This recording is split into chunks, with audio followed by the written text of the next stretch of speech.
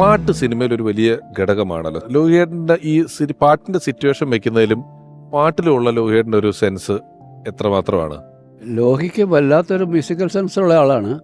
പാട്ടിനെക്കുറിച്ച് എഴുതുമ്പോൾ തന്നെ പാട്ടിൻ്റെ സ്വഭാവം രൂപം എന്തായിരിക്കണം എന്നൊക്കെ പറഞ്ഞ രാഗങ്ങൾ അറിയാം അത്യാവശ്യം. അപ്പം കമ്പോസിങ്ങിനൊക്കെ ഇരിക്കുമ്പം കുറേ നേരം മിക്കവാറും ഒരു കച്ചേരി അവിടെ നടക്കുക. ഈ പാട്ട് ഞാനും ലോഹിയുമായിട്ട് ഇത്രയും ആഴത്തിൽ പാട്ടിന് പ്രാധാന്യമുള്ള സിനിമകൾ ചെയ്തു തുടങ്ങിയത് കിരീടം കഴിഞ്ഞാൽ. കിരീടത്തിന് പാട്ടിന് ആ ഒരു പാട്ട് മാത്രമാണെങ്കിലും ഇസൈനസ് അബ്ദുള്ളയിലേക്ക് എത്തുമ്പോഴാണ് പാട്ടുകളുടെ ഒരു എന്താണ് 5-6 ഗംഭീര പാട്ടുകൾ, semi classical, classical, semi classical, ഭയങ്കര ലെങ്തി ഉള്ള ഇസൈനസ് അബ്ദുള്ള, ഭരതം, കമലദളം ഇതേപോലെ തുടർച്ചയായിട്ട് 3 വർഷങ്ങളിൽ ഞങ്ങൾ ഈ ഇത്തരം പാട്ടുകൾ ചെയ്തത്. അതൊക്കെ അതിൻ്റെയൊക്കെ പുറകിലുള്ള ഏറ്റവും വലിയ പ്രചോദനം ലോഹി തന്നെയാണ്. എനിക്ക് അന്ന് വരെയും പാട്ട് ഷൂട്ട് ചെയ്യാൻ വലിയ താല്പര്യം ഉണ്ടായിരുന്നില്ല. എന്തിനാണ് പാട്ട്, സിനിമയിലെ ആൾക്കാർ സങ്കടം വരുമ്പോൾ പാടിക്കൊണ്ട് നടക്കും എന്നൊക്കെ പറയുന്ന ഒരു ലോജിക്കില്ലായ്മ എനിക്ക് വലിയ പ്രശ്നമായിരുന്നു ആദ്യകാലത്ത്. കിരീടമൊക്കെ വന്നതോടെയാണ് എനിക്ക് കഥ പറയാൻ വേണ്ടി പാട്ട് ഉപയോഗിക്കാമെന്നുള്ളൊരു കോൺഫിഡൻസിൽ നമ്മൾ ചെയ്യാൻ തുടങ്ങിയത്. പക്ഷേ അബ്ദുള്ളയിലേക്ക് എത്തിയപ്പോൾ ആ സിനിമ, ഈ പാട്ടുകളില്ലെങ്കിൽ ആ സിനിമയില്ല. കാരണം ആ സിനിമയുടെ ഭാഗമാണ് ഈ എല്ലാ പാട്ടുകളും. ഭാരതത്തിലും അത് തന്നെയാണ്. ഈ പാട്ടുകൾക്കും സിനിമയുമായിട്ട് വേറിട്ടുള്ളൊരു എക്സിസ്റ്റൻസ് ഇല്ല. കഥ ഒരു പാട്ട് തുടങ്ങി തീരുമ്പോഴത്തേക്ക് കഥയ്ക്ക് ഒരുപാടുണ്ട്. കഥാപാത്രങ്ങൾ ഗായകരാണ്. കമലതളത്തിൽ എത്തുമ്പോഴത്തേക്കും അതും അങ്ങനെ തന്നെയാണ്. അപ്പോൾ എല്ലാത്തിനകത്തും പാട്ട് മാറ്റി നിർത്തിക്കൊണ്ടായ സിനിമ നിലനിൽക്കത്തില്ല. അങ്ങനെ വരുമ്പോൾ നമുക്ക് കോൺഫിഡൻസ് ഉണ്ട്. നമ്മളെ തന്നെ വിശ്വസിപ്പിക്കാൻ പറ്റും, ഇത് വേണ്ടതാണ്, ഇതിനൊരു ലോജിക് ഉണ്ടെന്നുള്ളത് തോന്നുന്നു. അത് സൃഷ്ടിച്ച ആൾ, ആ സാഹചര്യങ്ങളെ, ആ ഗാന സന്ദർഭങ്ങളെ കൊണ്ടുതന്ന ആൾ ലോഹി തന്നെയാണ്. ഈ നിങ്ങൾക്ക് നല്ല പാട്ടുകളുണ്ട് ഉള്ളത്. വിരൽ തൊട്ടാൽ വിരിയുന്ന പെൺപൂവയാണെങ്കിലും ജോക്കറിലെ പാട്ടുകളാണെങ്കിലും എല്ലാം വളരെ പോപ്പുലറായ പാട്ടുകൾ ഒരു നടനുണ്ടായിരിക്കുക. അത് ദാസേട്ടനും ജയേട്ടന്റെയും ശബ്ദത്തിലാണെന്ന് തോന്നുന്നല്ലേ പാട്ടുകൾ? അതൊരു വലിയ ഭാഗ്യം. അതൊരു ദിവസം ഈ എന്താ പറയുക, ജോക്കറിന്റെ ധ്വനിതരംഗത്തെല്ലാം ഷൂട്ട് ചിത്രാഞ്ജലി സ്റ്റുഡിയോയിൽ വെച്ചായിരുന്നത്. കുറേ ഭാഗം ഷൂട്ട് ചെയ്യുന്നൊരു സമയത്ത് എനിക്ക് കറക്റ്റായിട്ട് ലിപ്പ് പിടിക്കാൻ ഒരു ബുദ്ധിമുട്ട് വന്നപ്പോൾ സാർ എൻ്റെ അടുത്തേക്ക് വന്നിട്ട് പറഞ്ഞു, ഇത് ദാസേട്ടൻ്റെ ശബ്ദത്തിനെയാണ് നിഷാന്ത് ഈ ലിപ്പ് പിടിച്ചുകൊണ്ടിരിക്കുന്നത്. അതൊക്കെ ഒരു വലിയ ഭാഗ്യമാണ്, അതൊക്കെ മര്യാദയ്ക്ക് ചെയ്യ, നീ ദേഷ്യപ്പെട്ടതാണ് അത് വേറൊരു രീതിയിൽ. അതെ, അത് സിനിമയിൽ വന്നൊരു സമയത്ത് എന്താ പറയുക, ഈ ഇപ്പം ലോഹി സാറെ പറ്റിയാണെങ്കിൽ തന്നെ എനിക്ക് കൂടുതലായിട്ടുള്ളൊരു എന്താ പറയുക, ഒരു അറിവ് ഇപ്പം ദാസേട്ടൻ്റെ പാട്ടുകൾ കേട്ട് അല്ലെങ്കിൽ കുറേ നല്ല സിനിമകൾ കണ്ട് അങ്ങനെയൊന്നും അല്ല ഞാൻ സിനിമയിലേക്ക് വന്നത്. ഞാൻ ഈ എന്താ പറയുക, സൽമാൻ ഖാൻ്റെ മസിൽ കണ്ടിട്ട് ഇതേപോലെ മസിൽ വരിപ്പിച്ചാൽ സിനിമയിലെത്താം, അങ്ങനെ ഒരു ഇത്രയും ജെന്യൂൻ ആയിട്ടുള്ളൊരു സ്റ്റേറ്റ്മെന്റ് സിനിമയിൽ അടുത്ത കാലത്ത് കേട്ടിട്ടില്ല. വളരെ സത്യമായിട്ട് പറയുക, ഭയങ്കര ജെന്യൂൻ സ്റ്റേറ്റ്മെന്റ് ആയിപ്പോയി. അപ്പൊ അതുകൊണ്ട് തന്നെ എനിക്കൊന്ന് സാറിനും അത് മനസ്സിലായി ശരിക്കും, ലോഹി സാറിനും പിന്നെ ഒരു പൊട്ടനാണ് എന്നുള്ളൊരു കാര്യം വീണ്ടും ഒരു അല്ല. അപ്പൊ അതുകൊണ്ട് തന്നെ പറയുന്നത് അല്ലേ. അപ്പൊ സാർ അതുകൊണ്ട് തന്നെ എന്നെ എന്താ പറയാ, സെറ്റിലുള്ള ഓരോ സമയത്ത് ഇപ്പം ദാസേട്ടന്റെ കാര്യം പറഞ്ഞ പോലെ ഒരു ഓർമ്മപ്പെടുത്തൽ, അതായത് നീ ഒരു എന്താ പറയാ, ഇങ്ങനെ ഒരു പരിപാടിയിലാണ്, നീ ഇങ്ങനെ ഒരു നല്ലൊരു കഥാപാത്രം ചെയ്തുകൊണ്ടിരിക്കുകയാണ്. അതൊരു ഫിക്സഡ് ഡെപ്പോസിറ്റ് ഇട്ടേക്കുക, നിങ്ങളുടെ പേരിൽ പിൻവലിക്കാൻ പറ്റാത്ത ഒരു ഫിക്സഡ് ഡെപ്പോസിറ്റ് ഇട്ട് തന്നിട്ടാ പോയേക്കുന്നത്. വലിയ ഭാഗ്യമാണ്. അപ്പൊ എനിക്ക് അതിന്റെ ഒരു സീരിയസ്നെസ് എന്നിൽ ഉണ്ടോ എന്നുള്ളൊരു, ഞാനൊരു ഭയങ്കര ഒരു എന്താ പറയുക, ഒരു സുഖിയനാണ് എന്നുള്ളൊരു തോന്നലൊക്കെ ഉണ്ടായിരുന്നു സാറിന്. അത് സീരിയസ് ആയിട്ട് അല്ല ഞാൻ കാര്യങ്ങൾ എടുത്തിട്ടില്ല, അല്ലെങ്കിൽ അവൻ അങ്ങനെ ഒരു ഗ്രാഹ്യം കാര്യങ്ങളെ പറ്റി ഇല്ല എന്നുള്ളൊരു ഇതുണ്ടായിരുന്നു. അപ്പോൾ സാറ് അത് എന്താ പറയുക, അത് സാർ ഓരോ നിമിഷവും സാർ അതിലേക്ക് ഇങ്ങനെ ഇട്ട് തന്നുകൊണ്ടിരിക്കുമായിരുന്നു ലൊക്കേഷനിൽ വെച്ച്.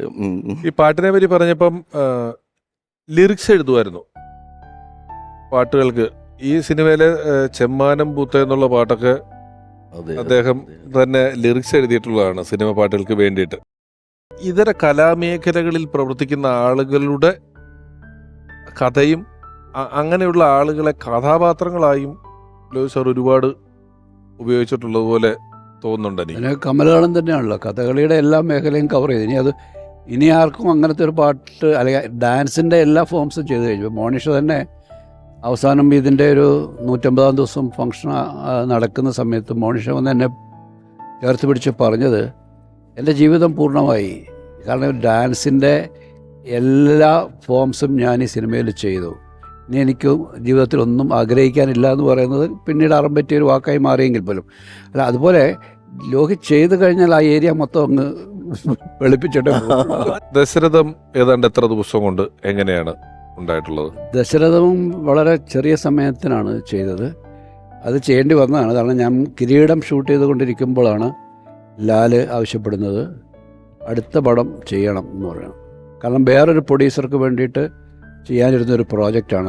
ആ പടത്തിൻ്റെ ഡയറക്ടർ ജോഷി സാറായിരുന്നു. ഒരു പ്രൊഡക്ഷൻ കമ്പനി വന്നതാണ് പുതിയതായിട്ട്. അവർ 10 പടം അനൗൺസ് ചെയ്തുകൊണ്ട് വന്നു. ന്യൂ സാഗ ഫിലിംസ് എന്ന് പറയുന്നത്. അതിൻ്റെ ആദ്യത്തെ സിനിമ ജോഷി സാറാണ് ചെയ്യേണ്ടത്. ജോഷി സാറും SN സ്വാമിയും ആണെന്ന് തോന്നുന്നു. അവർ ഒരുമിച്ചൊരു സിനിമയാണ് ചെയ്യേണ്ടിയിരുന്നത്.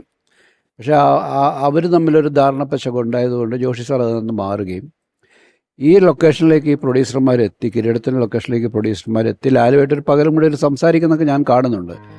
അന്ന് വൈകുന്നേരം ലാൽ എൻ്റെ അടുത്ത് വെച്ച് പറഞ്ഞു, അടുത്തൊരു സിനിമ ഇവർക്ക് വേണ്ടി ചെയ്യാൻ പറ്റുമോ ചോദിച്ചു. നിങ്ങൾ രണ്ടുപേരും കൂടെ ചെയ്യണമെന്ന് പറഞ്ഞു.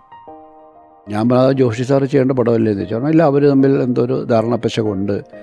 ഞാൻ അവരോട് സംസാരിച്ചു, നിങ്ങൾ രണ്ടുമാണെങ്കിൽ അവർ ഹാപ്പിയാണെന്ന് പറഞ്ഞു. അപ്പോൾ ഞാൻ ജോഷി സാറിൻ്റെ പെർമിഷൻ മേടിച്ചിട്ട് ചെയ്യാമെന്ന് പറഞ്ഞ് ഞാൻ ജോഷി സാറിനെ രാത്രി വിളിക്കുകയും ജോഷി സാർ പറഞ്ഞ് നീ ചെയ്തോളൂ എന്നൊക്കെ പറയുകയൊക്കെ ചെയ്തു. അപ്പോൾ പിന്നെയുള്ളത് ഈ കിരീടത്തിൻ്റെ വർക്ക് കഴിഞ്ഞാൽ ഒരു 15 ദിവസത്തിനുള്ളിൽ ഇത് തുടങ്ങേണ്ടിയിരിക്കുന്നു. അപ്പോൾ അതിനുവേണ്ടി പെട്ടെന്ന് 2 കഥകൾ ലോഹി പറഞ്ഞു. ഒന്ന് ഹിസൈനസ് അബ്ദുള്ള കഥയും ഒന്ന് ദശരഥത്തിൻ്റെ കഥയാണ്. അപ്പോൾ പ്രൊഡ്യൂസർമാരെ സംബന്ധിച്ചുള്ള രണ്ടും ഇഷ്ടമാണ്, രണ്ടും ഓക്കെയാണ്. അപ്പം നമ്മൾ തീരുമാനം എടുക്കാൻ പറയുമ്പോഴത്തേക്ക് നിങ്ങൾ ലാലിൻ്റെ അടുത്ത് ചോദിക്കുന്നു. അങ്ങനെ ഞാൻ ലാലിനെ പോയി കണ്ടു. ലാലിൻ്റെ അടുത്ത് 2 കഥ പറയുന്നു.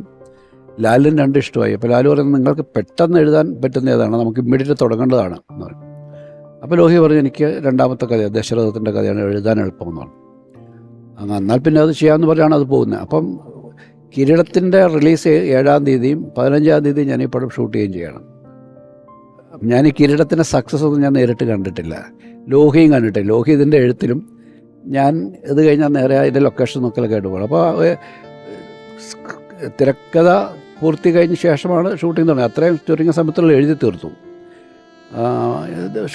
ഷൂട്ടൊക്കെ പരിമിതമായ സമയങ്ങൾ കൊണ്ട് തീർക്കുകയും ചെയ്തു.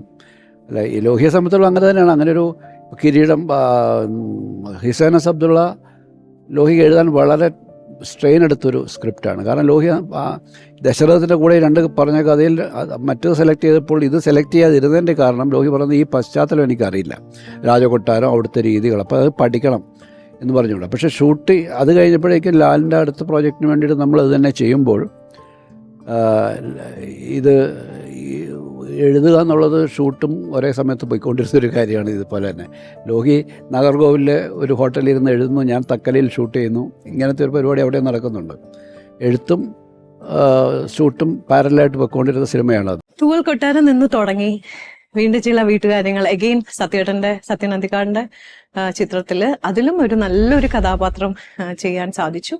പിന്നെ ഞാൻ ലോഹിട്ടന്റെ പടം എന്ന് പറയുന്നത് അരയന്നങ്ങളുടെ വീട് ലോഹിട്ടൻ ഡയറക്ട് ചെയ്തിട്ടുള്ള ഒരു മൂവിയിലാണ് ചെയ്യുന്നത്. പിന്നെ സാറിന്റെ തന്നെ മീൻസ് ലോഹിട്ടന്റെ ഡയറക്ഷനിൽ ചെയ്യുന്നത് കസ്തൂരിമാൻ എന്ന ചിത്രത്തിലായിരുന്നു. അതില് മീര ജാസ്മിന്റെ ചേച്ചി കഥാപാത്രം. ശരിക്കും ലോഹിട്ടന്റെ കൂടെ വർക്ക് ചെയ്യുമ്പോഴത്തേക്കും ഈ അഭിനയിച്ചൊക്കെ കാണിച്ചു തരും. ചില പോർഷൻസ് ഒക്കെ പുള്ളി എഴുതി വയ്ക്കുന്നതിന്റെ ആ ഒരു കൺസീവിങ് ലെവലിലേക്ക് എത്തിയില്ലാത്ത പക്ഷം അദ്ദേഹം അത് കാണിച്ചു തരും. അത് എത്ര വലിയ ആക്ടേഴ്സിന്റെ അടുത്താണെന്നുണ്ടെങ്കിലും അത് പറഞ്ഞു കൊടുക്കുന്ന ഒരു രീതി ഭയങ്കര സൗമ്യനായിട്ടുള്ള സൗണ്ടേ ഉണ്ടാവില്ല ലൊക്കേഷനിൽ. ലോഹിട്ടന്റെ എന്താ പറയുക ആ രൂപം പോലെ തന്നെയാണ്, വളരെ നിശബ്ദനായി, സൗണ്ടുകളൊന്നുമില്ല. നമ്മളടുത്തൊക്കെ ഒരു ആർട്ടിസ്റ്റുടെ അടുത്തൊക്കെ അദ്ദേഹം വന്ന് അങ്ങനെയൊന്നും പറയേണ്ടതോ അങ്ങനെ ഒരു വളരെ സൗമ്യനായിട്ട് നിൽക്കേണ്ട ഒന്നും ഒരു അത്തരം വലിയ ഉയരങ്ങളിൽ നിൽക്കുന്ന ഒരു വ്യക്തിയായിരുന്നു.